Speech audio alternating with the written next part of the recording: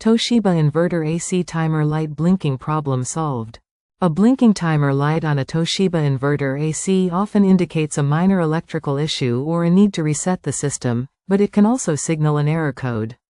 First, try turning off the power to the unit at the isolator, waiting a few minutes, and then turning it back on to see if the blinking stops. If the problem persists, you may need to use the remote service mode to retrieve the specific error code from the indoor unit's display or contact a qualified technician to diagnose a more serious internal component failure, such as a communication error or a faulty circuit board. Perform a power reset. Locate and switch off the isolator switch for the air conditioner. Allow the unit to sit for at least 5 minutes to reset any temporary codes. After the waiting period, turn the isolator back on. See if the timer light's blinking stops. If the issue was minor, the unit may now function normally. Check for error codes via service mode.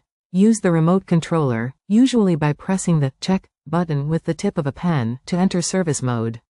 The display on the remote controller will show error codes when the timer light is blinking during a fault condition. Observe and record the alphanumeric code displayed on the remote. Refer to the specific owner's manual for your Toshiba model to understand what the error code signifies. Contact a professional technician. If the power reset doesn't resolve the issue, or if you cannot retrieve or understand the error code, it's best to call a professional. Complex problems. A blinking light can indicate more serious internal problems, such as a communication error between the indoor and outdoor units or a failing PCB. A technician has the tools and expertise to diagnose and fix these complex faults.